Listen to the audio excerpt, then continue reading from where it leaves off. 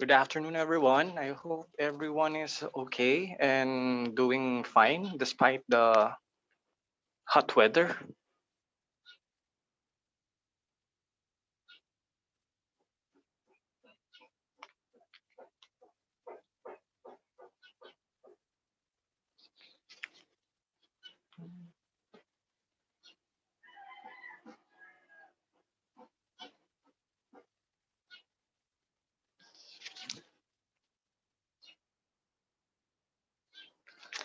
May I all remind yung the people or the students and teachers and those who are uh, trying to get reach this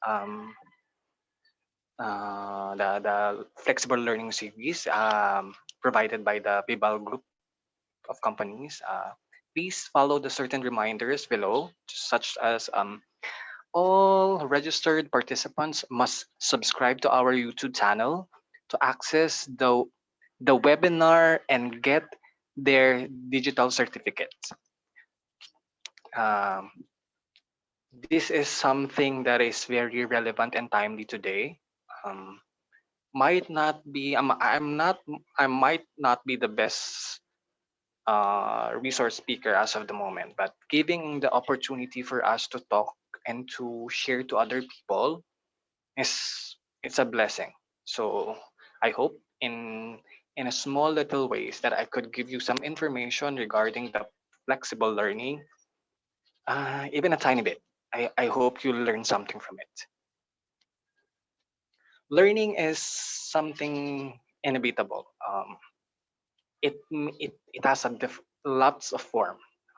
It came from a book, from a TV series, or a lot of stuff. But it is something that we have to embrace.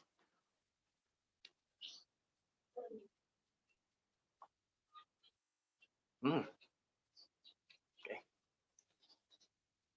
For those who's trying to message me, okay. I hope everyone follows the direction and don't leave any loopholes there.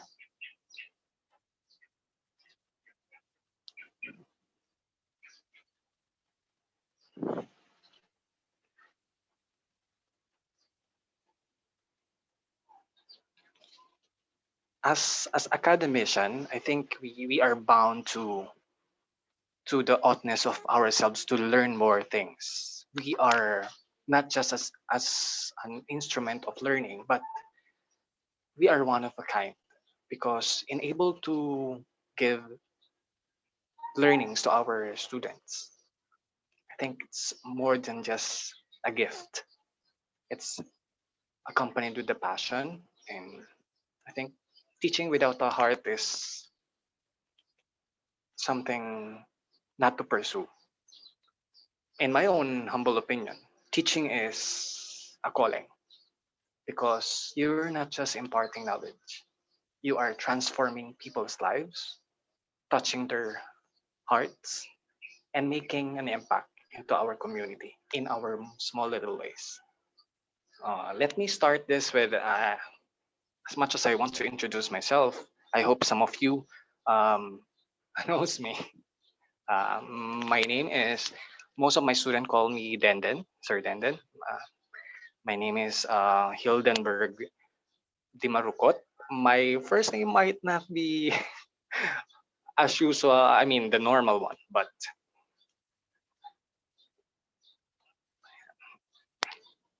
okay. Um, as I can recall, both or different learning flexible learning series are very informative since yesterday. Um, like Sir Joram talked about augmented learning, it's something that I'm not familiar with. Just to be honest with you, as a graduate of Bachelor of Secondary Education, major in sports and major in physical education rather, I graduated at University of the East as a student athlete.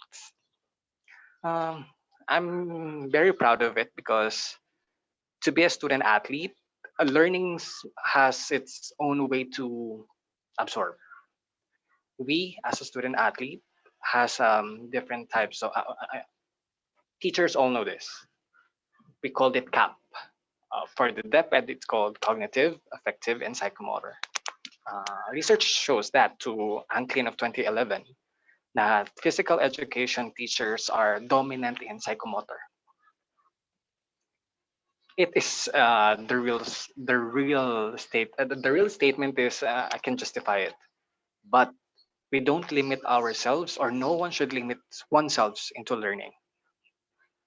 Hmm, I pursue my master's at the same university, graduating with a degree of Master of Arts in Teaching Physical Education, knowing that it will equip me into a better skills. To be honest with you,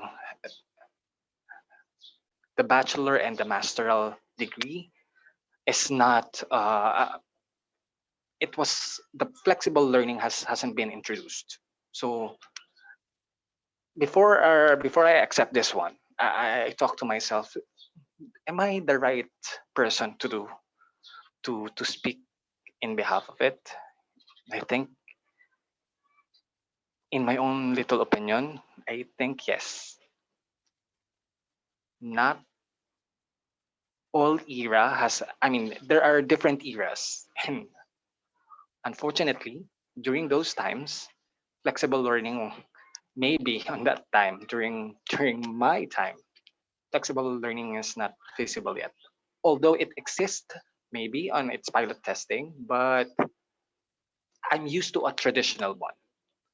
Um, as I pursue my academic endeavor, I finished in another university, which is the Polytechnic University of the Philippines, graduating with a degree of Doctor in Educational Management.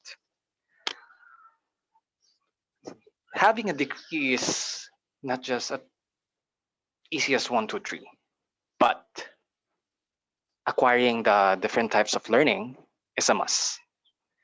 And in order for us to learn a specific learning styles, it must be embedded into from the teacher itself.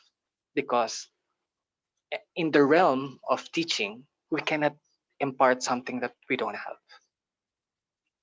We cannot give instructions that we do not know. As my student mentioned, sir, why do you think teaching is one of your best profession? Of course, there will be no doctors, there will be no engineers, and some if there will be no teachers. For me, it's not just a course; it's a form of um, learning that has to be embedded into something, and it's form of a calling. It's like it will transform lives through me. I mean, might not be the same with the others, but I hope we have to embrace different types of learning, and in order to embrace it, we have to be flexible. Okay. Um, I teach for almost 15 years. So tanda na. Hindi pa. I think being in academe for almost 15 years is it's not enough. Learning is inevitable. We cannot stop learning. Um, even even other people pursue their um, postgraduate degree. I hope it's not because of the degree itself. It's because we really wanted to learn a different culture, different style of learning, which we can reciprocate in the form of we are teaching our students, and I hope also to, to change lives. Um, uh, this is very like they call it, sir, gas gas na yung ano mo, moto mo. But it never, sorry, it never grows old.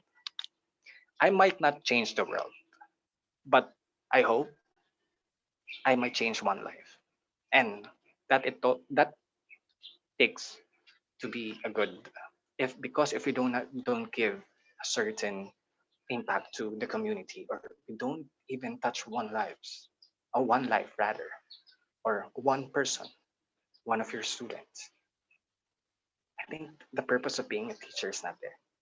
That's why learning must take place. Okay. As I go further, okay, flexible learning is already there even before. Um, as I can see through my students, they can. It's not a new phenomenon. Why? When we said it's a flexible one, let me clear things. Flexible learning is a learning style or that has a different connotation. That's why the webinar series called this topic is called flexible classes, because learning takes place in a different form of avenues, such as some of your students might go to uh, libraries where the common areas are. Some might go to a coffee shop. Some might go home and just sit down and read books. That's why, in a very little manner, flexibility takes place. Okay. In the other form of flexibility, they gather information, such as tutorials, attending in some seminars, webinars as well, or online learnings. But learning doesn't stop. It has a different form. That's why it's flexible. Okay. Let me go back from the very first learning style rather that I've encountered, which I think most of you are familiar of. It is traditional. Okay. Uh, uh, Sir, do you think it's effective? I hope all the question. I hope I can answer all the questions later on during that 30-minute Q&A. I know you have a lot of inquiries. I will answer it on the very best that I can. Um, as I go back, traditional teaching is something you cannot replace. As I've mentioned before, a while ago rather, even traditional teaching cannot be replaced. There are always new learning that will emerge, such as this. Traditional teaching is what we call it. Sometimes they have a bad connotation because it's a teacher centered. Traditional method of teaching is when a teacher directs students. Uh, Ito ba yung nagbibigay yung teacher ng direction? It could be, but let us not neglect that it's it could be one of the best, but there are good and bad. Okay, but let us focus on the good things first. We are able to follow certain instructions. We are able to answer specific questions, but is it really effective? On my humble opinion, traditional teaching is something no one, as Miss Lai, Coach Laika mentioned on her series, there's no replacement in a face-to-face learning, but innovation must take place. New strategies must um, adopt. As mentioned by Sunal et al. Of 1994, this is one part of like traditional teaching, developing their critical thinking, problem solving, and decision making skills. It doesn't mean um, uh, I'm sorry, seasoned teachers are not effective anymore.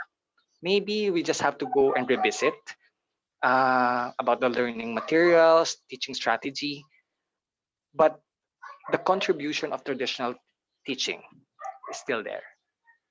Next. As we go on, we are facing now the new normal, from traditional teaching to a new normal, which is the distance learning or the online learning. It is something that we did not predict. It is something no one else can see. That is because of the COVID pandemic disease. But even before, the online distance learning there are different types of online learning, none of which is the least because it has its own contributions. So kapag sinabi nyo na, ay, pas magaling to or okay yan, sir, I think we don't have to compare each and everyone's teaching methodologies or teaching strategies or the learning styles. As long we contribute and we help students to learn, I think that's the most important part. Teaching is something should came out from your passion. Yung gustong gusto mo silang turuan. Yung gusto mong ipakita sa kanila na this is not just a job. This is not just a noble job, but this is my life. For those people who was trying to, especially those student teachers trying to search until further kung ano ba talaga yung ano pa sila in the latter part or ano ba yung future nila after nung mga OJTs. It will take time, and I hope you will find your calling also sa teaching because as of the moment, there are a lot of numbers of lack of teachers. Lalo na kung ito na yung new normal. Okay. Maybe it runs to your mind na, sir, new normal, yung luma pa lang, hirap na kaming mag-assess.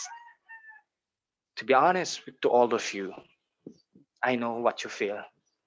Kaya nga nang tinanong ako ng Bibal, am I the right person to talk to? Am I the right person to be an example of this? I said, lahat kasi yan pinagdaanan ko. Pumunta ako when I was teaching at the public school, ang daming estudyante. And then you will write every day a lesson plan, objectives that they have to as specific objectives they have to attain or to finish, a goal that they have to reach. But that's learning eh. That walang teacher na magaling na hindi nahirapan. And you really have to find those kind of teachers that who will push themselves to be better. Kasi you will inspire that despite of number, I know it must be it might sound very idealistic, but all the hardship will has its end. Sabi nga nila, you will reap what you sow. If you will strive hard to be a better teacher, to be not just to be better, just because you have competition. No. And I would suggest you strive hard, you work hard as a good teacher because we are not just playing with kids. We are playing with you should not play with their future rather, but you should help them to be a better person, to reach their dreams. Because there are different strategies to be used. As I mentioned a while ago, kapag merong isa dyan na meron ka na-inspire, sasabihin niya, sir, someday, ma'am, someday, I want to be like you. Those are kinds of words na kapag the author did, when you hear it, sasabihin mo, pauwi na lahat ng pagod ko. You will be more inspired to be a teacher. Despite of the what's happening right now. We cannot control things. We cannot say COVID will run out after 1 month, or we cannot predict things. But we have to embrace the new normal. As you can see on your screen, wala nang estudyante sa classroom because it's an avenue for them to be infected. However, there's a lot of questions and I can hear dissenting opinions regarding online learning. Trust me, kung nahirapan po kayo, I am one of those students and teachers na hindi rin nakapag-adapt agad-agad. As we go further, as we go further, this is the new normal. where where technology comes in. Okay. As to share a story. Ito nga po, no, kahit ako, I don't know how to use Zoom, just to be honest. But if a teacher willingness is more than his or her hesitations, kahit magkamali po tayo, okay lang. Kasi iisipin mo lang, sa una lang, wala namang magaling na teacher na hindi naman nagkamali. Wala namang alam kagad yung application. Wala naman po talagang ganun.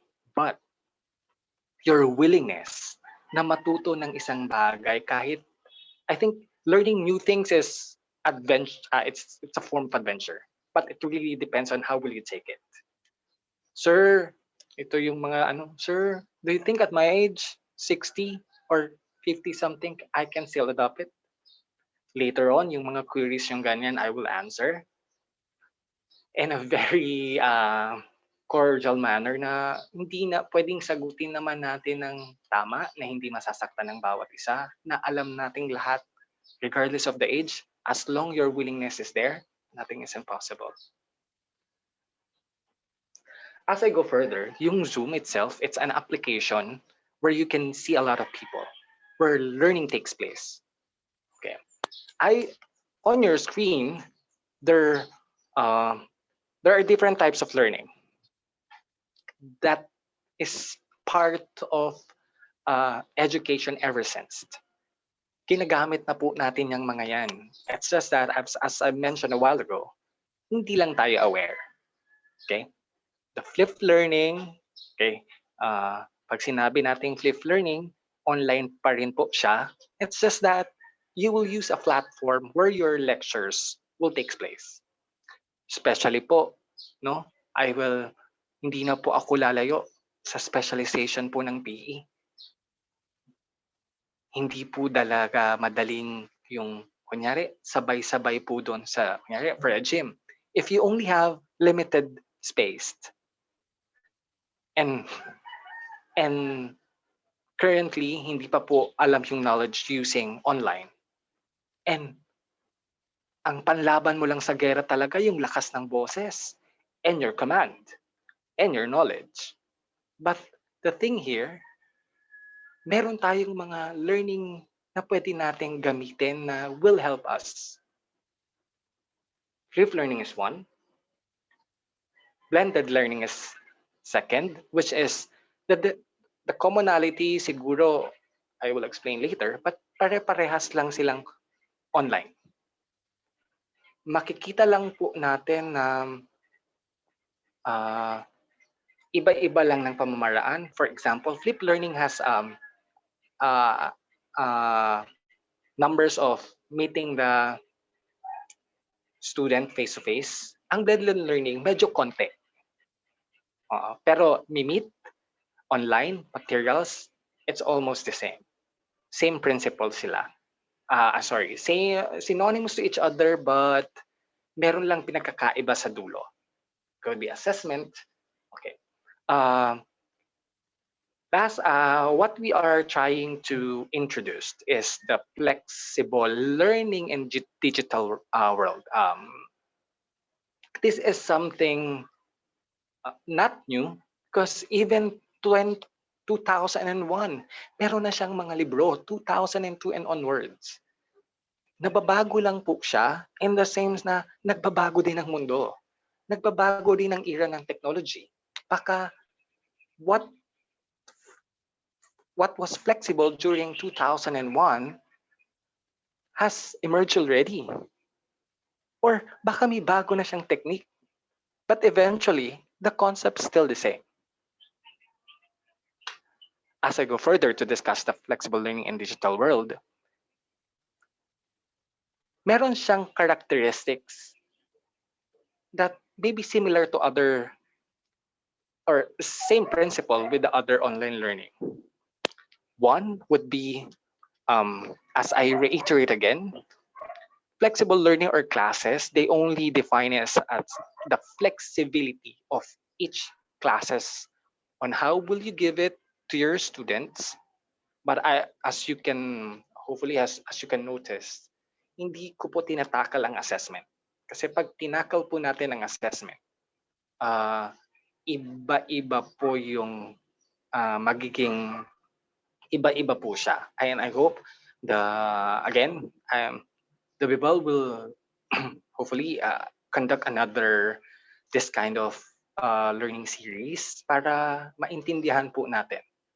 One thing is, I hope naintindihan natin, we cannot give too much information. That's why it's a series of learning. We cannot, it's like students. Pag binigyan po natin ng learning materials yan, and wala siyang flexibility, and he or she or the student is bound to do this because it is required, may mga disadvantage lang din po sa learning. Kasi po,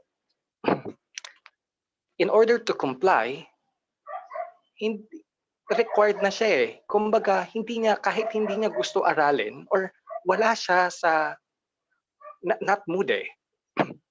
Wala yung learning environment. Kailangan niya lang magbasa.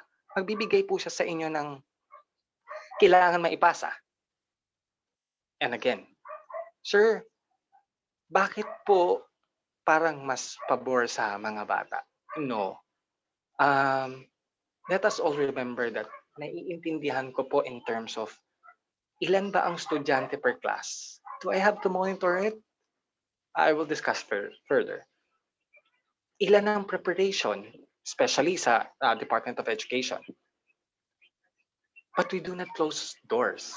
Kaya nga, this learning takes place not to replace the teacher, but to lighten the workload of teachers.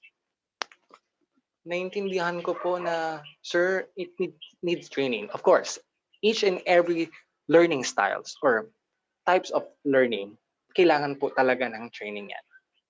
And dapat po din, sana we are open to acquire kung ano po yung pwede natin ma-acquire na learning. Pwede naman po hindi perfect agad or kahit nga po ako, the Zoom itself, it's not easy for me to use. Pero it's quite challenging.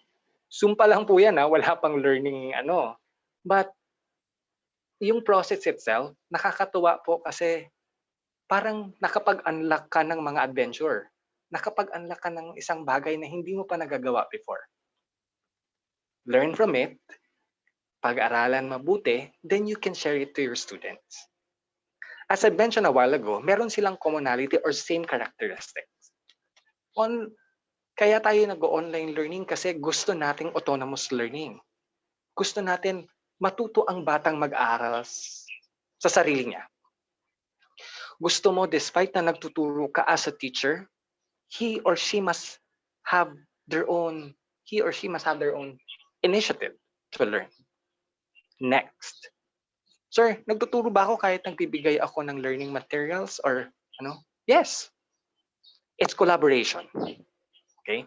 Because the student, you will be the guide of the students kung ano ba ang dapat niyang basahin at sa tingin niya ba tama ba yung on the latter part, again, it's part of the assessment. Collaboration in the sense na bibigyan mo siya ng learning materials, aaralin niya, or sir, o kaya pwede niyang i-critic or sasabihin niya na, sir, ay maganda yung baka meron pa po. Yung mga ganyan. You foster creativity. Kasi in every learning materials, meron ka namang hinihinging output.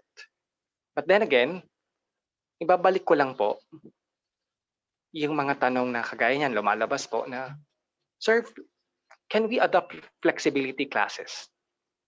I will state yung mga examples later.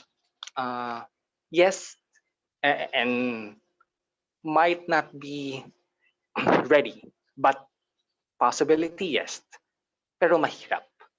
Because if we are closing our minds, our hearts to learn new things, especially para naman sa mga estudyante natin, parang anak na natin yung mga yan.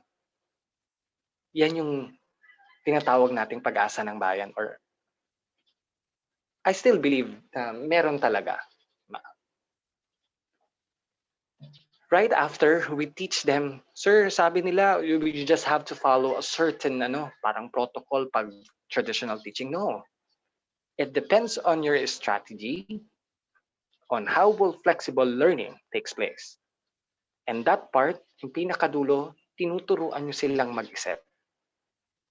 Hayaan nyo silang mag-isip kung paano nila mabubuo yung bagay or paano silang makakapag-perform in the line of physical education. Let me share this with you. The guidelines that I gave my students, by the way, I'm nagti-teach din po kasi ako sa higher education. Ang first semester po kasi namin is the PE1 and the PE3. PE1 pertains to fitness. PE3 pertains to individual dual sports. Last semester, it was the first time I adopted flexible learning. Sabi ko, try natin. Baka wala namang masama. But we have to remember as a teacher, we have to be ready. Baka po pwedeng paghandaan natin yung instruction, because from the instruction itself, doon nakalagay kung paano aaralin ng bata at kung paano niya maiintindihan kung ano yung gusto niyang ipakita or kung ano yung magiging pagkakaintindi niya doon sa magiging output. PE2 is advanced. Now, by academic calendar, ang PE1 namin from San Beda University is dance. So, ang unang part would be we are celebrating Pista ng Santo Niño. So, you have to think of an activity that is in line. One, with your ano ba ang nasa course outline. Two, hindi ka pwedeng magpagawa ng what you really want. It has to be raised in a meeting and it has to be approved. Ito yung mga ethics na dapat, yung etiquette na kailangan nating sundan. Third, and then iisipin mo na, pwede to.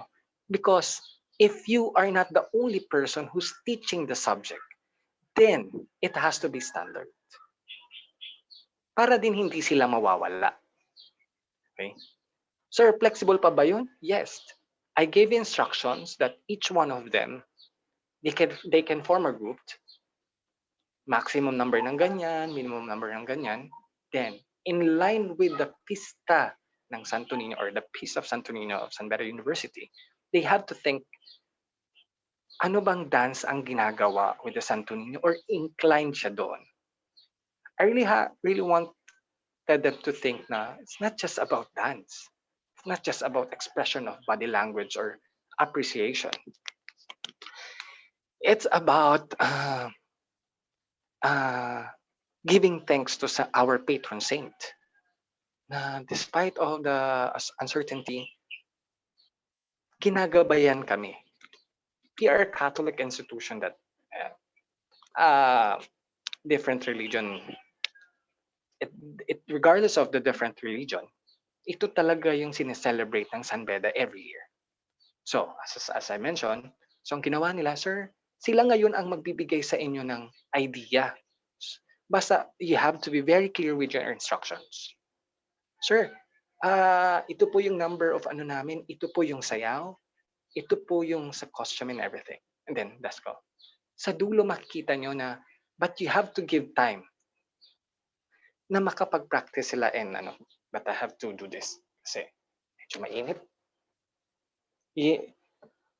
Kailangan bibigyan mo sila ng time to do it, but you have to be very clear with your instructions. What is your ano ba yung dapat pwedeng kalabasan? And then from that, alam na nila, gagawa sila ng concept, and then makikita nyo po yung learning. Medyo, it's not bad to, in some sort, you have to be firm. Hindi siya masyadong, sir, akala ko ba flexi, so dapat ang bata siya ang nagde-decide kung kailan mag-perform. On those guidelines, you have to be very those are fixed. Kasi hindi mo naman pwedeng i-adjust ang celebration just for the sake. Doon yung mag-aano ng bata. So, nasaan ang flexible classes? Alam nila kung kailan nila gagamitin yung time mo for the practice, kung kailan sila magpa-practice sa iba. You just have to be very light with them. And you will see the output. Magugulat na lang po kayo. Kaya pala, you just have to be very very thorough sa mga explanation. As I go further, maraming paraan po ang flexible learning, no? Sir, isang connotation ng isang definition ng flexible learning or flexible classes is, again, as I mentioned, para siyang distance learning. Okay, kaya lang ito ngayon, your flexible learning will not have any as in doon mismo inside the classroom. Okay? Because this is a form of online learning, wala na yang makikita ng harapan. Kaya nga, nung una, I did not expect to adopt flexible learning because we have classes under na namimit mo sila. But as I mentioned a while ago, there are things or this kind of COVID-19 na hindi naman natin ma-predict.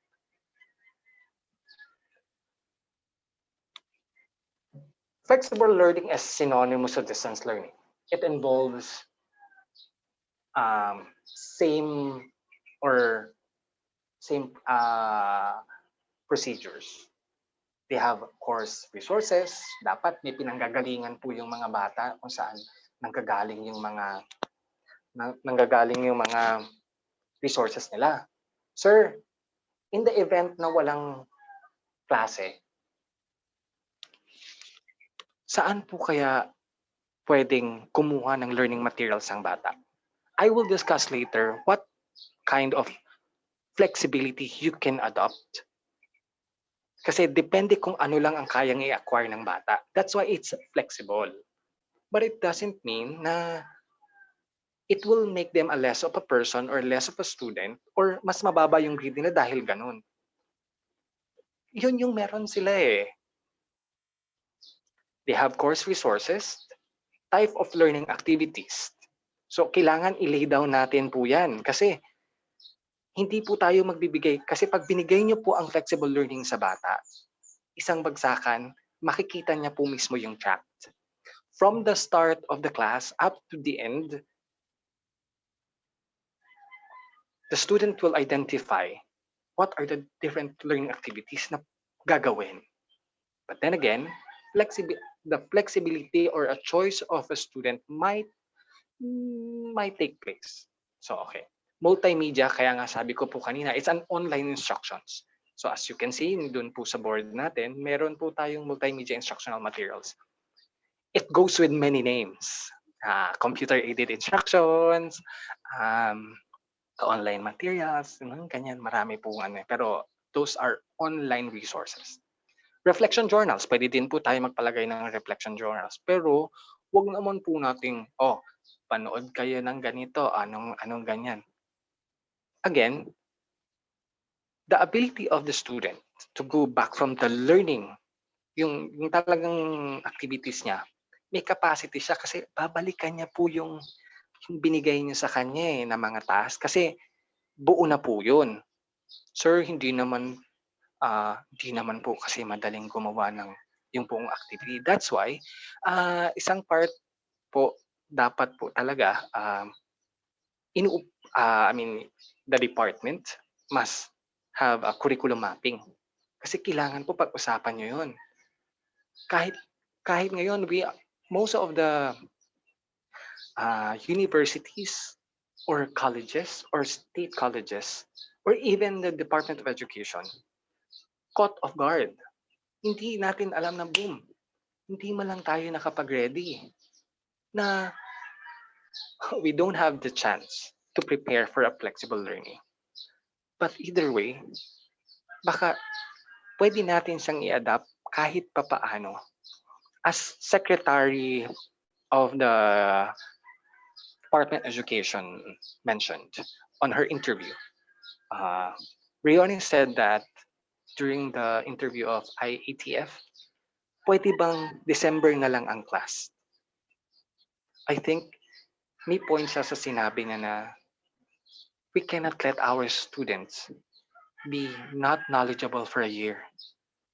Kaya masakit man pong tanggapin na I know for some of us, well, as I've experienced, it's not easy for us to adopt this flexible learning, especially those who are not techie, those who are um, hindi naman uh, hindi naman equipped sa mga ganito. As I mentioned a while ago, hindi po ako techie. It's just that I just open my heart and my mind to new learnings. These are skills that can be learned as long we are open to it. As long na hindi natin sinasara yung utak natin na kaya yan kahit papaano, one at a time. Sir, paano naman yung reflection journal? I hope, especially, nakakakita po ako ng magagandang reflection journal, especially kapag nandun yung puso ng instruction, lalo na din yung talagang makikita mo ano bang hinahanap dun sa reflection niya. Ano ba yung essence, bakit mo siya pinanood niyan? Or, you will also find what kind of personality yung bata, anong type of learner siya. Dinibdib niya ba yung journal mo? Or nagpapasa lang po tayo, then check, then grade? I hope we find time to, from the reflection journal, the students will also appreciate that we do yung comments.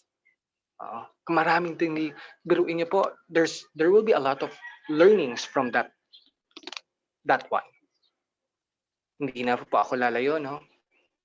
Kapag nag-check po tayo ng mga sometimes it's not just because of the comment.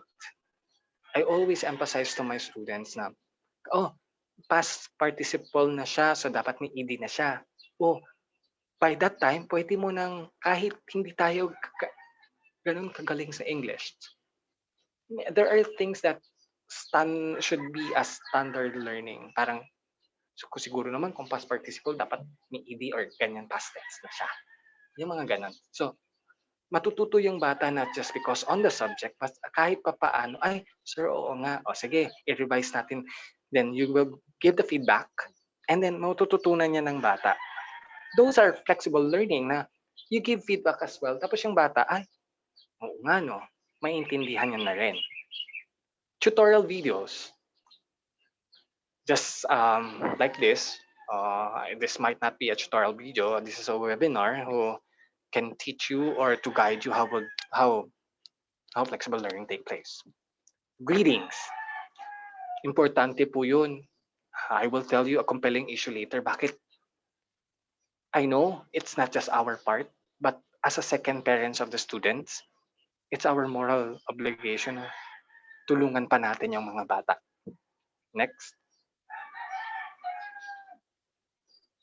As we go on further, flexible learning must be, kaya nga sinasabi ni Collis and Moonen noong 2010 na there must be more flexibility to meet the needs of the learners through adaptability of different learning needs. Pwede ba to? Kailangan ba makita natin yung patterns nila? Kailangan ba iba-iba yung learning materials natin? Or kailangan mag-adapt yung learning natin kung magbigay tayo ng iba't ibang learning strategy or learning materials para mag-adapt yung bata or makapamili siya. As I go further, by Collis and Moonen 2010, siya po yung gagamitin kong libro na very precise na ginamit niya yung suggestion ng flexible learning sa kanya kung paano, on their own little way, kung paano nila masasabing naging flexible tayo.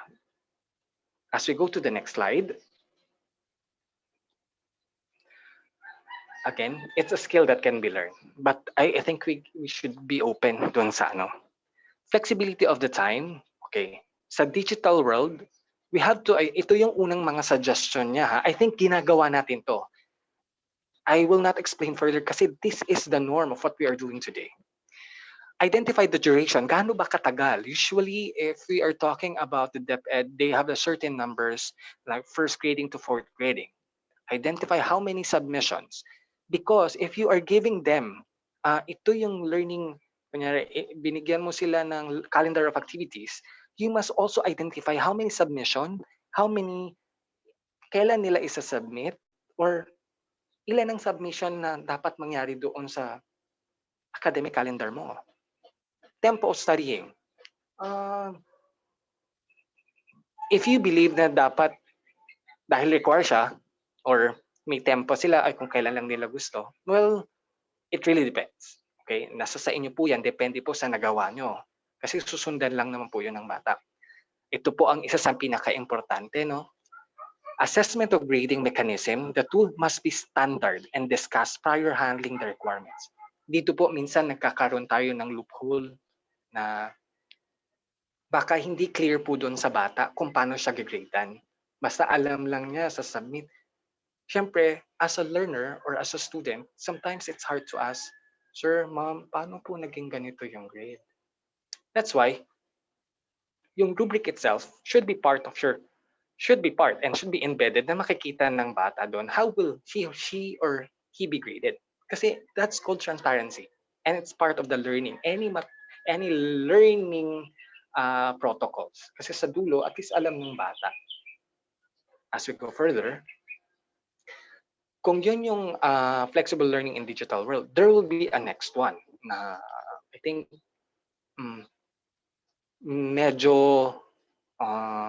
medyo detailed pa. So pag the next one, flexibility of the content. So the first one, ang sinasabi niya dito, ito so ang tanong kasi nung una, naging flexible ba tayo dahil nagbigay na ba tayo ng learning activities? Flexible na ba yun? Kasi binigay na natin sa kanya. Okay? That's why I cannot, although it's a name, kaya mamaya makikita nyo, kaya na ba nating i-adapt? From here, orientation of the course, it's ginagawa na po natin yan. Kaya lang, sinasabi niya dito ngayon na from Collis and Moonen, na sinasabi niya na kailangan orientation pa lang, sinabi mo na lahat. Saan magta-take place ang theoretical, practical, at saan yan? So, dapat kompleto. Sequence of different parts of the course. Kailan ang midterm? Kailan ka magkuquiz? Kailan ka magpapar? Sisundan lang ng bata. Kasi doon siya magbabase kung anong magiging mood niya or kung paano niya aaralin yan. Ang tanong, would it be flexible enough? Ito po yung mga sinauna and eventually na-revise to ng mas maganda.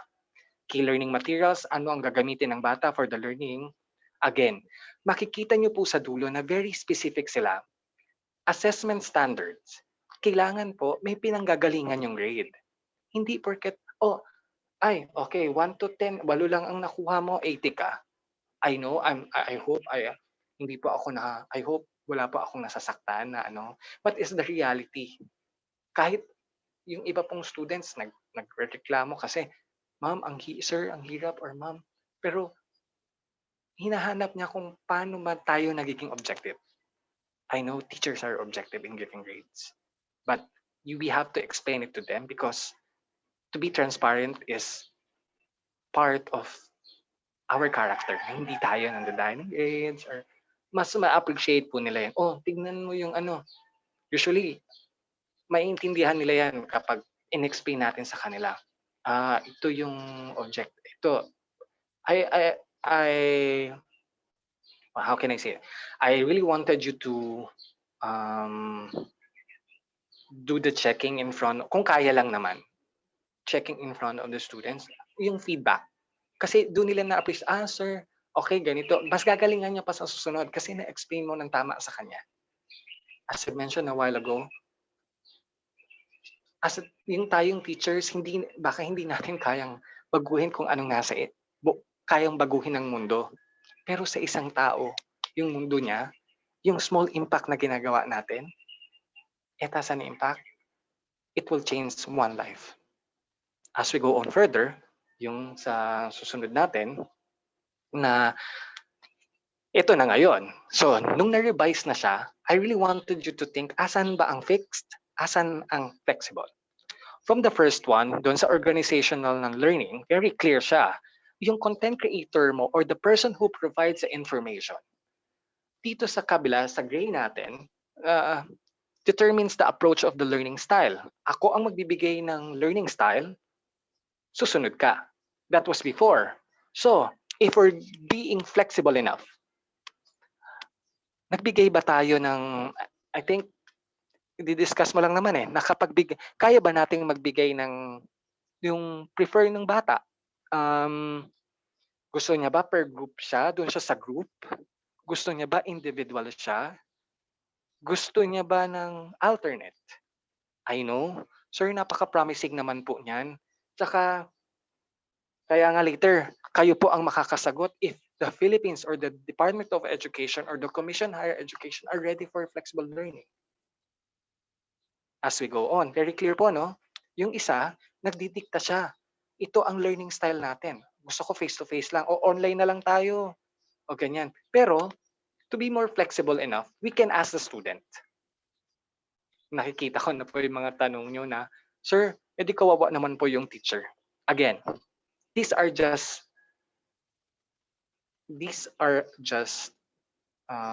suggestions.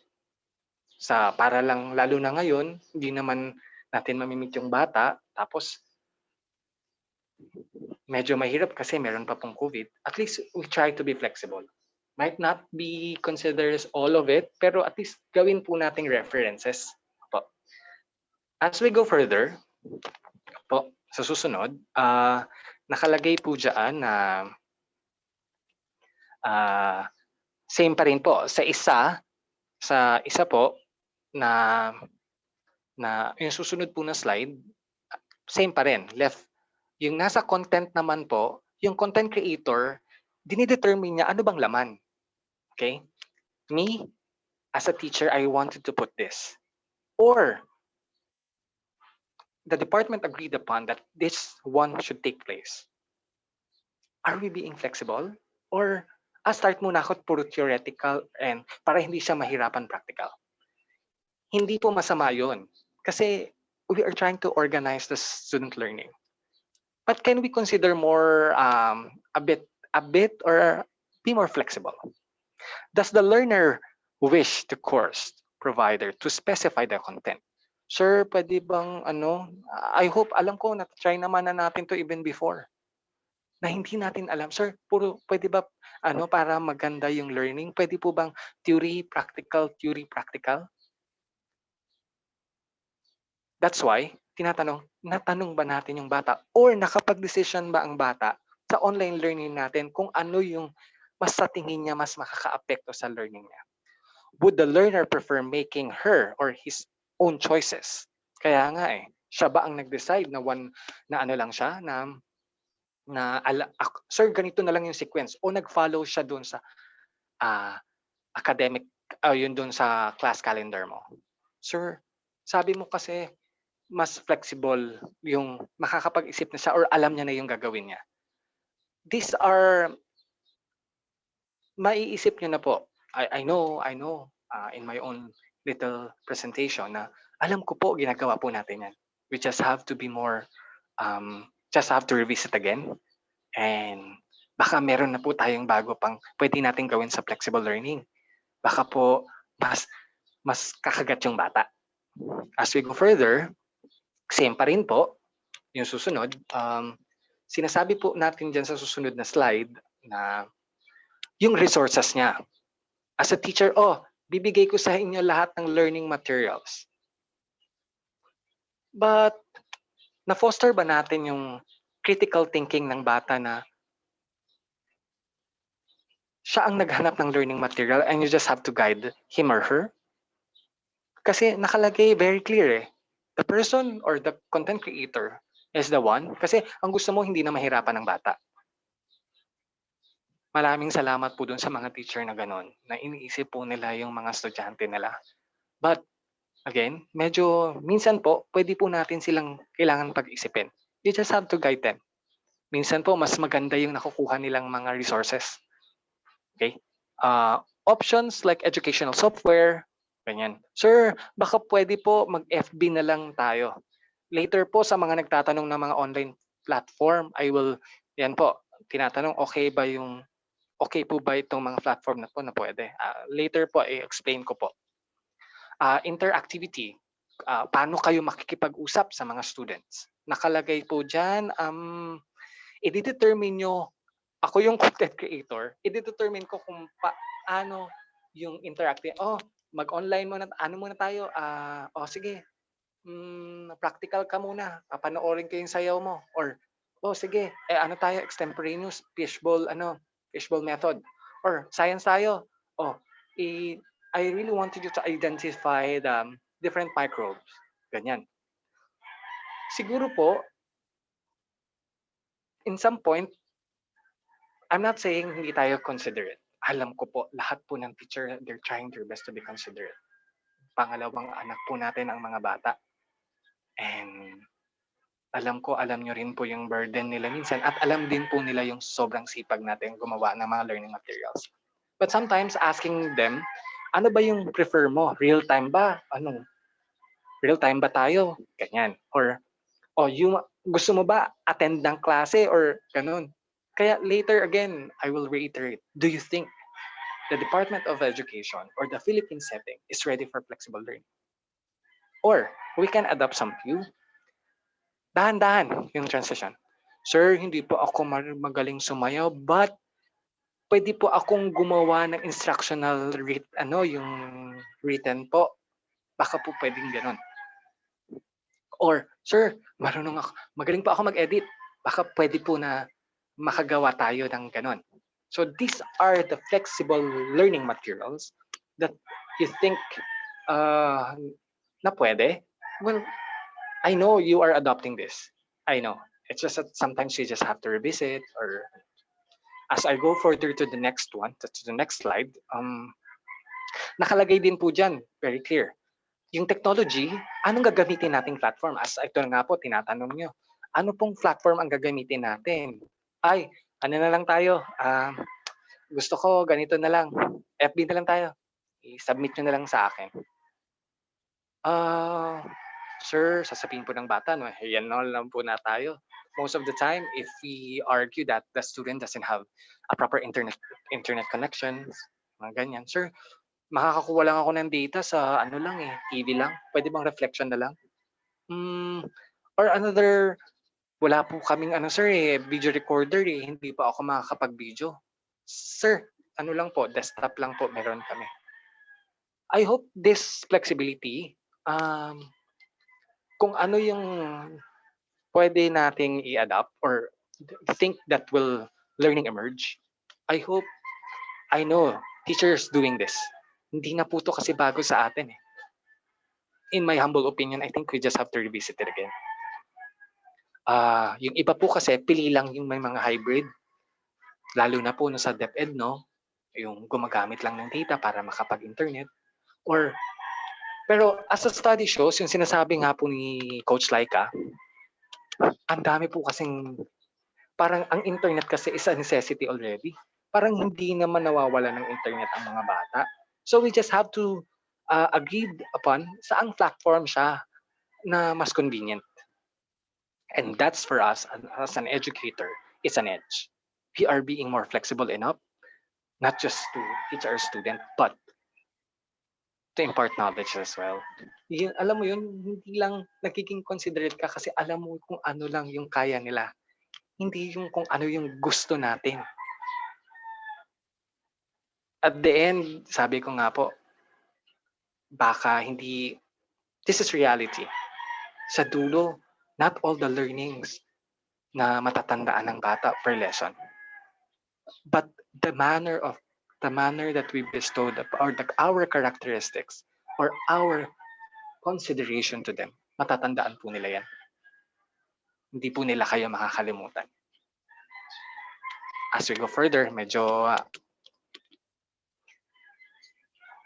okay. Doon po sa kaya nga po ang tanong, are we ready? Kaya na ba ng Pilipinas? Kaya ba ng is the Department of Education can adopt such system. Or, because of this pandemic disease, can we open another type of learning rather? Kaya ba natin mag-flexible learning? Flexible classes? We have to consider a lot of things.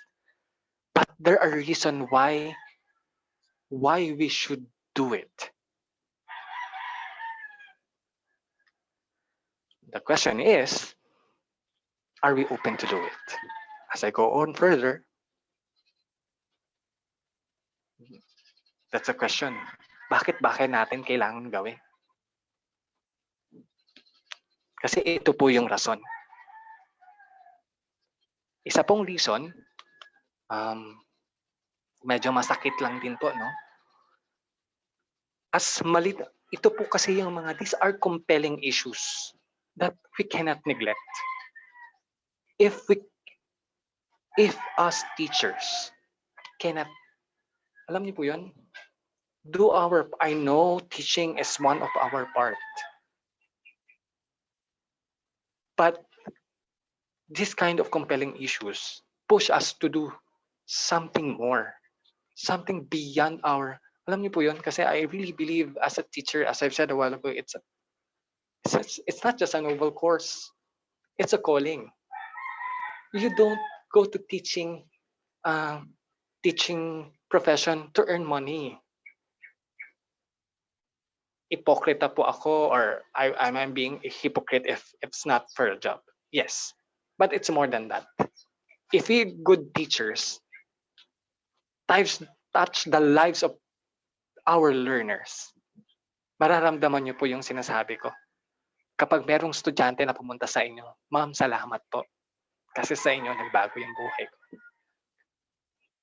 We can do better than this. It's not just the type of learning that we have to adopt, but these are compelling issues na, can you imagine the depth urge to review average of teacher to student? Kasi hindi yan nasusunod.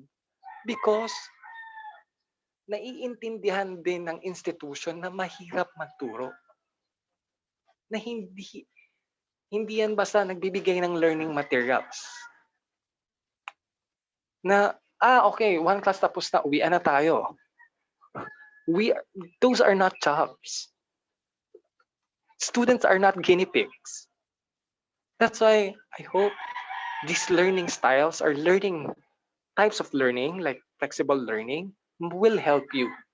Lalo na po, no, yung iba, wala na silang nakakaawa kasi sa kagustuhan nilang talagang magturo. Minsan, kakapusan ng budget, wala silang ma-present or wala silang magamit na projector or laptop.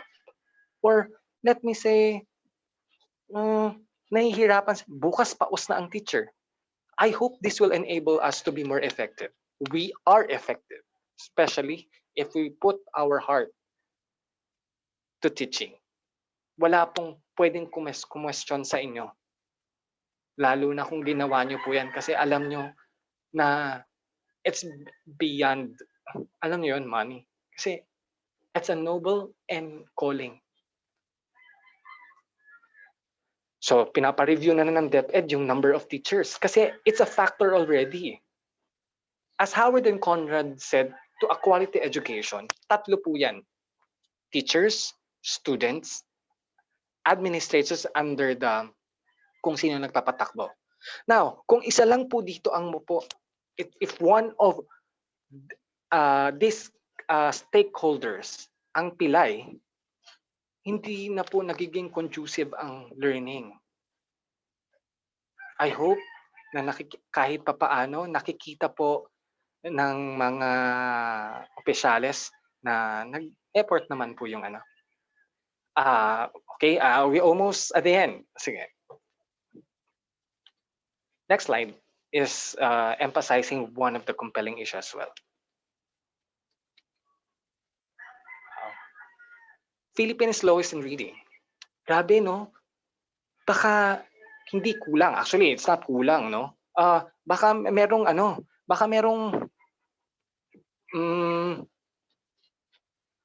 baka hindi na monitor or baka sobrang dami. That's why it's part. Okay? Okay, I really would want to answer this. Sir, how about modular course? Is it considered flexible learning? Yes, a modular course is a part of flexible learning. But the question is, yung modular mo ba, may option ang bata kung ano ang pwede niyang maging output by that one. Kasi kung modular siya, tapos may expected ka na na dapat ipapasa niya sa'yo na wala siyang choices, hindi na siya nagiging flexible.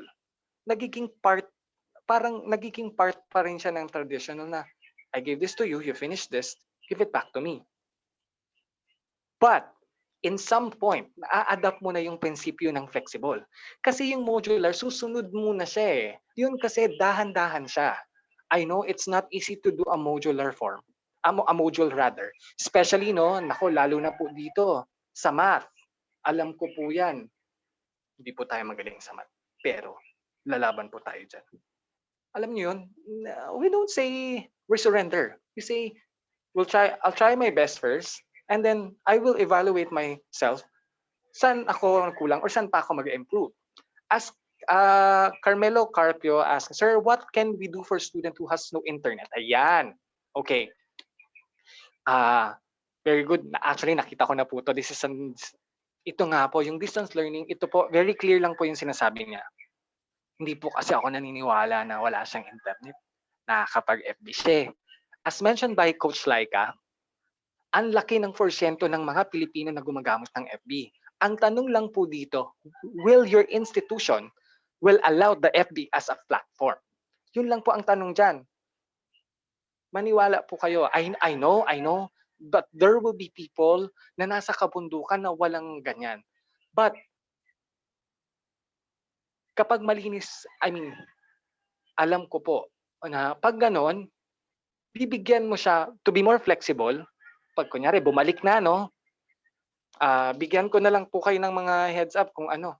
Kagaya po sa amin. Yung iba pong mga estudyante ko talaga, wala po talagang kahit isang meeting sa online, wala po. So anong gagawin mo? We cannot, as I mentioned, baka nagkamali ako na may FB siya, no? I'm really sorry. But may mga student po talaga na pag ganyan po, bibigyan mo siya ng chance makabawi. Pagdating ng kaya nga, diyan nag-aaway-away, diyan nagkakaroon ng debate. Ipapasa ba natin lahat or will you do your flexible learning? So ako po, sa amin po, no, from San Beda University, I support the administrators na nag-online learning kami. Pero yung iba po, ang gagawin po namin ay i-defer yung grade. Kumbaga, hindi po namin sila pwedeng ibagsak.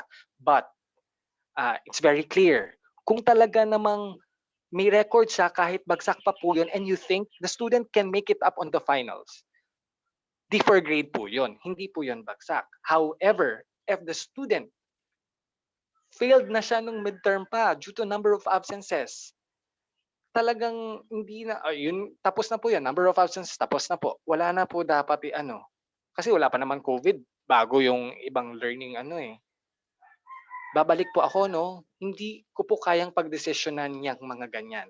But in the humble, in the modest way, sa amin po, kapag sa tingin nyo papasa yung bata doon sa next at na COVID po so ang gagawin lang natin, pagbibigyan natin siya for the next.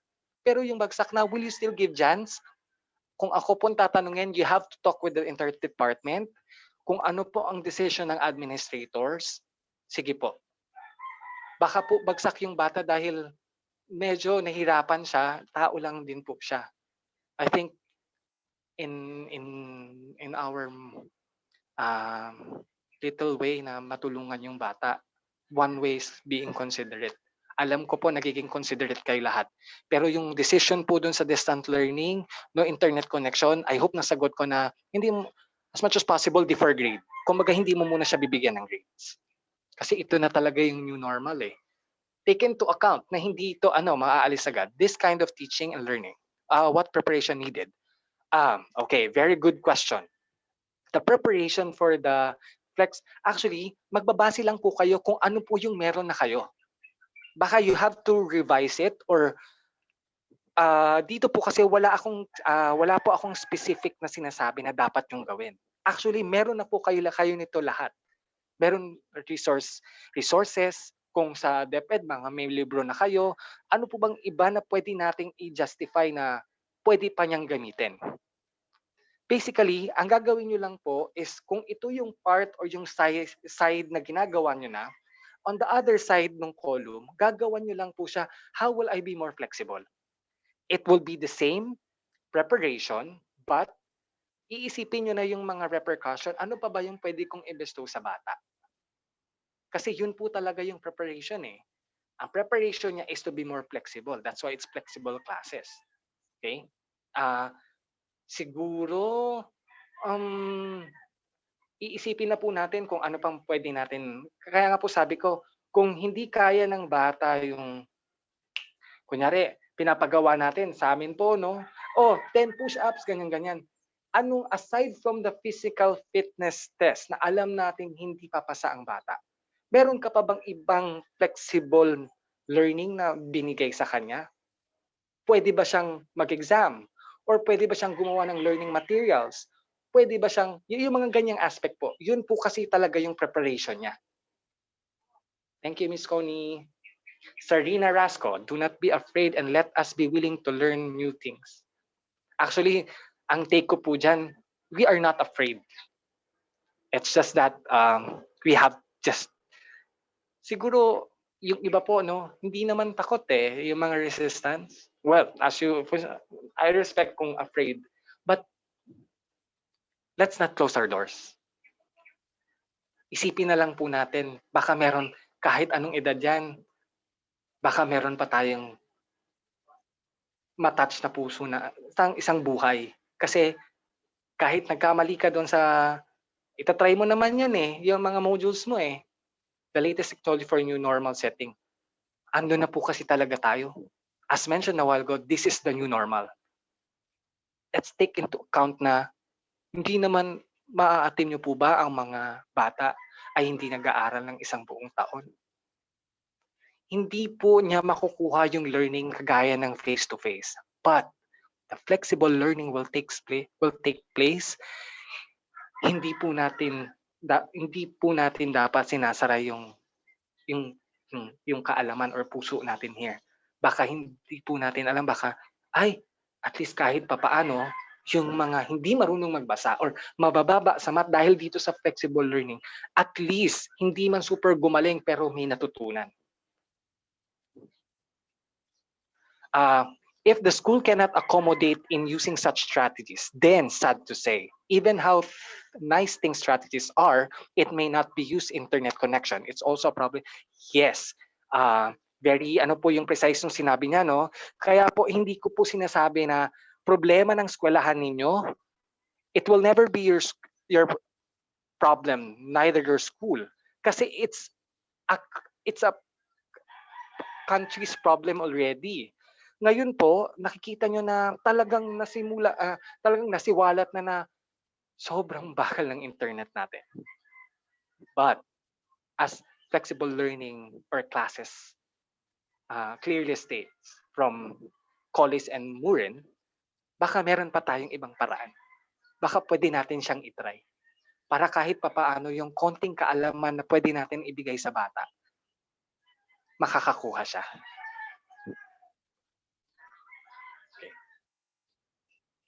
Okay. Sir, ibig sabihin ng flexible learning depends upon kung ano ang gustong gawin ng... Okay, very good. Okay. Hindi kung anong gustong gawin ng bata. Siguro mas kung ano ang kaya niyang gawin doon sa mga choices. Well, it's synonymous, but gusto means very subjective eh. Kung ano lang ang... We look at the students, meron yan kakayahan. Okay, pero naiintindihan kita. There are some students who sometimes ginagamit yung platform na wala naman po talaga ako niyan or ma'am hindi ko po kaya yan. As academician and a teacher, parang ibibigay mo yung utmost consideration mo to the students who really wanted to learn. At the end of the day, you will have no regrets. Kasi sasabihin mo, at least na-try ko yung capacity kong magbigay ng options. Hindi naman pwede na, yun po hindi ko sinasabing gumawa kayo ng learning materials nyo just because ano lang ang kaya ng bata. Sinasabi ko po, yung learning strategies or learning, kung ano man ang kaya nating gawin at learning, methods here or strategies here, baka pwedeng gawan pa ng mas flexible. I'm not saying it's a perfect learning. It's not. But meron siyang sinasabi na may learning na nangyayari. So, again, hindi po natin mamimit ang mga estudyante. So, baka pwede natin pong i-try. Gustong gawin ng bata according to the content. Again, yan po yung content. Excuse me.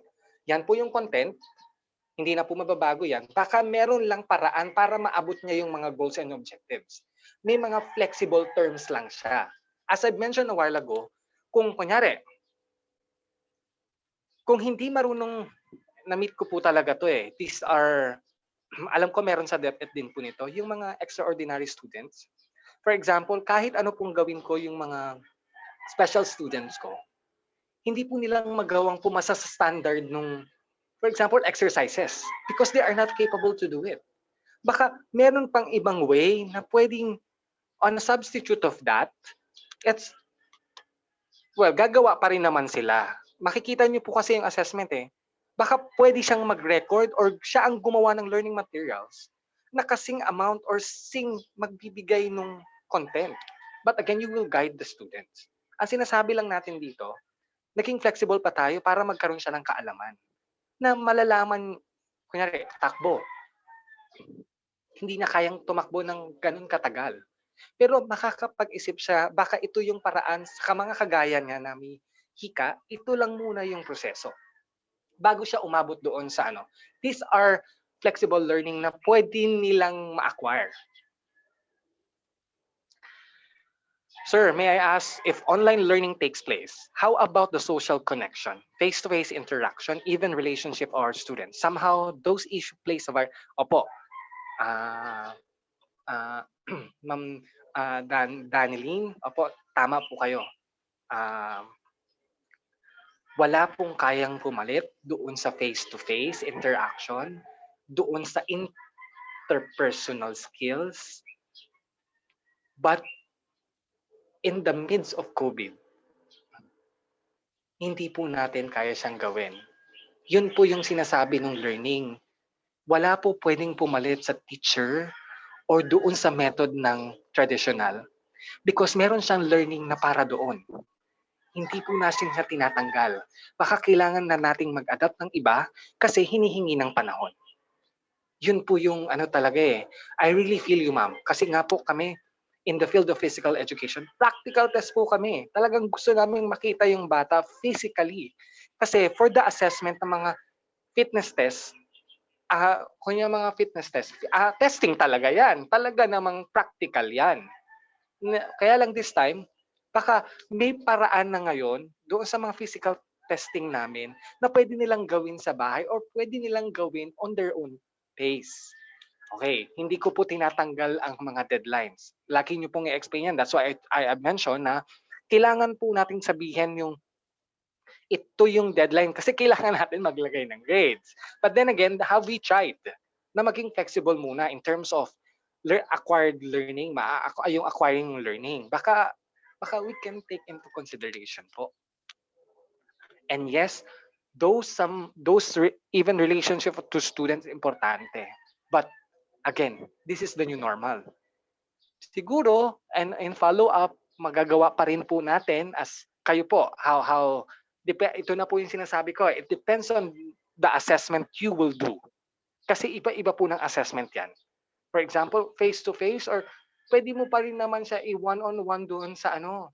Kaya lang, you have lots of students. Okay? So, iba po kasi yung iba na po ang protocol ng assessment. Ang sinasabi ko lang po is the learning style, yung kung paano po natin ma-disseminate yung learning. Thank you po doon sa question. Okay. Paano kaya yun, sir? Ibig sabihin nakafocus tayo sa isang bata. Very good question. As I've mentioned, ito nga po eh. So, kayo po, masasabi nyo na po ngayon sa akin, are we fully equipped or ready to ano? Kasi kung ako po ang tatanungin nyo, usually po ang ginagawa ko sa sa sa learning namin sa PE, sir, ano po eh, we call it mentee and mentors. Ganyan po yan. So, in some point, medyo yung mga flexibility strategies, hindi ko sila na-assess ng individual. But then again, mabalik po ako kasi ano po bang goals and objectives o ano po bang outline nyo? Kasi kung objective nyo is to talagang to change yung physically or ano ng bata, maglalagay po kayo talaga ng specific assessment. Mga ganun po na talagang maiintindihan din ng bata. Again, isang bata kada activity, possible po ba? Kasi yun po yung sinasabi ng flexible. Again, this is a strategy that siguro medyo mahirap po, pero kung kaya po natin kahit paano paunti-unting i-adapt, I'm not saying grad or abrupt, we transform. Hindi po ganon. Pero may mga, I hope may essence yung learning na ma-adapt po natin. Tama po yung sinasabi. Baka hindi pa kaya ng individual. Siguro by threes muna or by five. Yung ganyan po, siguro wag muna ng masyadong marami na group. So, kung tatanggalin nyo po yung by individual doon sa pagiging flexible, baka meron pang iba na pwede naman na hindi individual. Naiintindihan ko po kayo na it will take time and sometimes it takes us forever to check the papers or to check the assessment.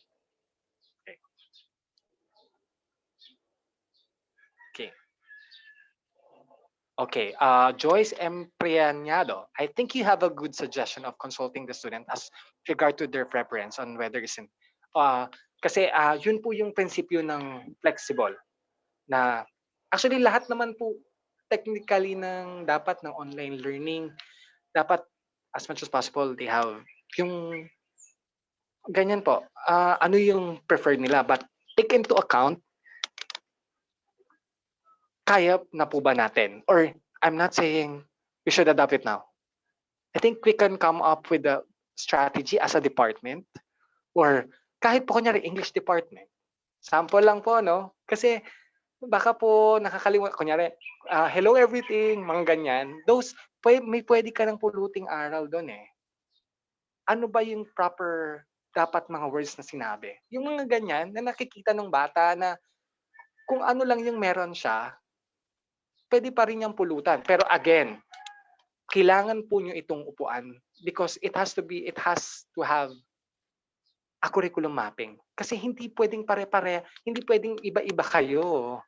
Hindi po pwede. Maaaring in terms of siguro delivery ng instructions, pero sana yung content, especially if one teacher, one subject is taught by a different teachers. Iba-iba po yan. Pero iba-iba po ng deliberation o delivery. Pero sana sundan po natin yung para hindi rin sila mahirapan. Tulong nyo po yun. I think it's a big help to every teachers who's in the department and as well to help the student. Okay. Should flexible learning still within the parameter? Of course, it will never leave the parameter of the curriculum. That's why, as I mentioned, hindi ko naman po sinabing palitan nyo. Baka po, kailangan lang natin lagyan pa ng isang sanga na maging flexible tayo, na mabigyan natin ng learning. As I've mentioned, may prinsipyo siya eh. Matuto siya on his own, autonomous learning, di ba? Maging creative siya, maging critical thinker siya. Kaya ba?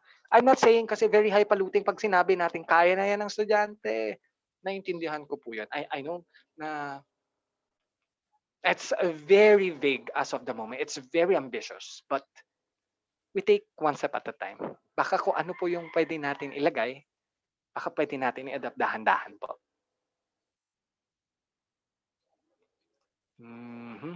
Okay. Before I finished my yung talk, meron po akong ipapakita sa inyo na meron pong susunod na slide na may gusto po akong linawin na gusto ko pong ipakita. These are the people. Sorry po baka medyo I still believe that these are the hope of the future. Kung may mga bagay po na ano ko ba sasabihin? Sorry kasi teaching again is not just giving or imparting knowledge to them. Sabi ko nga hindi mo man natin mabago ang buong mundo. Isa sa mga bata na to, mababago nyo. And that's the essence of being a teacher. It is something that no one can take away from us. Kaya pag titignan nyo po sila, tignan nyo po sila as don't lose hope. Yun lang po. Don't lose hope na baka meron isa sa kanila na tinitingala kayo. I think that's one na, sorry hindi ko na makita. I think that's one of their enough reason because someone believed in you. Na kahit isa na lang ang naniniwala sa atin, that's enough reason to fulfill our job as a teacher. I know mahirap po yung sinasabi ko pero we are not just yung nag-impart ng knowledge, no. We are part of their lives. And I think those people na, especially the teachers, lalo na po yung mga, well, I'm not still, I cannot consider myself as a very good teacher, but I'm doing my best to make a difference in my community, especially in the school. Kasi iba yun Iba yun pag nakita ka ng estudyante mo, sir, ma'am, thank you po. These are intangibles, rewards, that cannot be replaced by money. And I hope you consider these things. Meron pa akong ginawa para po patunay na tinatry ko yung sarili ko na gumawa ng learning materials na hindi ko pa saklaw. I really wanted you to see yung learning materials. Again, I'm teaching physical education, so I think I hope you hindi nyo po kailangan na na kailangan magaling na kayo agad. Kailangan nyo pong palibutan ng mga taong may inspire kayo. Yung mga taong co-teachers nyo na, alam nyo yun, tutulungan kayo. Natutulungan nyo din. Kasi ganun naman po we are not jack of all trades, but we have to be surrounded by the people who can help us. And we can also help them in return. That's learning Hindi mo yan pag-aari. Kumbaga, natutunan mo din yan from other people. So why not to share it? I hope you will like the yung dulo po nung prepare ko. Sige po, tingnan niyo po yung learning material.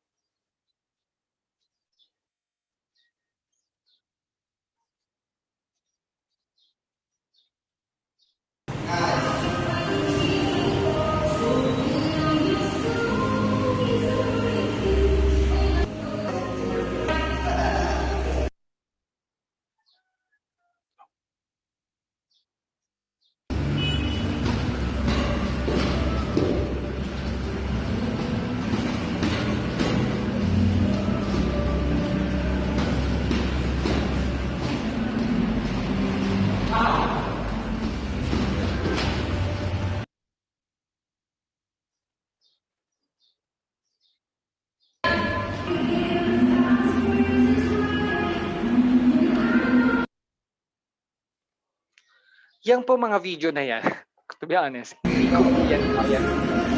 But in order to yan, hindi